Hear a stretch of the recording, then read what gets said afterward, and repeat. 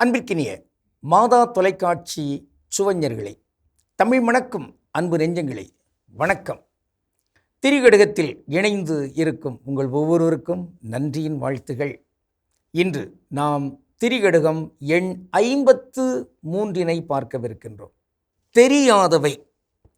குருடன் மனையாள் அழகும் இருள் தீர கற்றறிவு இல்லான் கதழ்ந்துரையும் பற்றிய பண்ணின் தெரியாதான் யாத்கேட்பும் இம்மூன்றும் எண்ணின் தெரியா பொருள். திரிகடுகம் 53. பார்வையற்றவருக்கு அவர்தம் அன்பு மனைவி அழகாக இருக்கின்ற தன்மை தெரியாது. கல்வி அறிவற்றவருக்கு விரைவாக பிழையின்றி பேசுவதற்கு தெரியாது. இசை அறிவு இல்லாதவர்க்கு யாழ் கேட்டு இன்புறுவதற்கு தெரியாது. இந்த மூவகையினருக்கும் இந்த மூவகையும் தெரியா. அவற்றுள் இன்று நாம் முதலாவதாக பார்க்கின்ற அந்த கருத்து என்ன? அழகான மனைவி. ஆனால் அந்த மனைவியின், அந்த பெண்ணின் அழகு யாருக்கு தெரியாது? பார்வையற்றவருக்கு தெரியாது. ஆக இது புற கண் பார்வை என்பது மட்டுமன்று, அந்த செய்யுள் நம்மை அகக்கண் பார்வைக்கும் கொண்டு வருகிறது.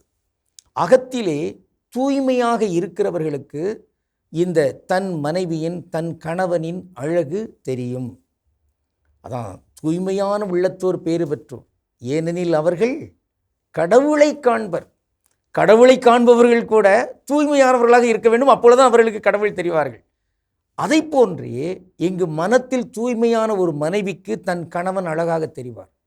மனத்தில் தூய்மையான ஒரு கணவனுக்கு தன் மனைவி அழகாக தெரிவார். அகத்தில் பார்வையற்றவராக இருந்தால் அழகு தெரியாது.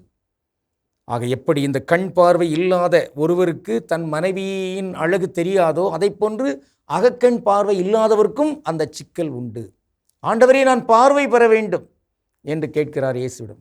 பார்வை பெறுக நான் விரும்புகிறேன் என்று அவர் கொடுக்கிறார். பார்வை கொடுப்பதை தன்னுடைய முதன்மையான இலக்காக வைத்து செயல்பட்டவர் இயேசு. ஆனால்தான் நாம் பார்க்க ஏழைகளுக்கு நற்செய்தி, சிறைப்பட்டோருக்கு விடுதலை, பார்வையற்றோருக்கு பார்வை, ஒடுக்கப்பட்டோருக்கு உரிமை வாழ்வு, ஆண்டவரின் அருள் தரும் ஆண்டினை அறிவித்தல் என்கிற இந்த 5 கருத்துடன் நடுவாக இருப்பது பார்வையற்றோருக்கு பார்வை. பார்வை வழங்குகின்ற ஒரு செய்தி அவர் கொடுக்கிறார்.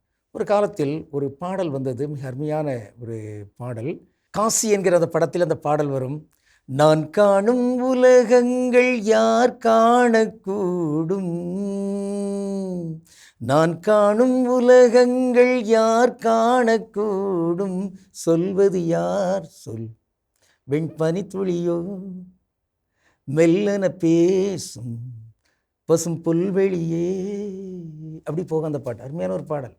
பார்வையற்றவராக இருக்கிறது. பார்வையற்றவர்களுக்கும் அகப்பார்வை கொண்டிருந்தால் அவர்கள் மேன்மையான மக்கள் தான். அதான் ஒரு இன்னொரு படத்தில் இப்படி வரும்.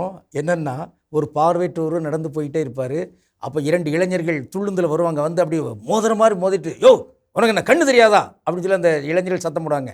உடனே அந்த பார்வையற்றவர் சொல்வார், ஆமாங்க ஐயா, எனக்கு கண்ணு தெரியாது, உங்களுக்கு அப்படின்னு கேட்போம். அப்பா, பயங்கரமான கேள்வி. அப்போ அந்த படத்தில் தான் உள்ளுக்கு திரையரங்கத்தில் குண்டுகள் எடுப்பாங்க.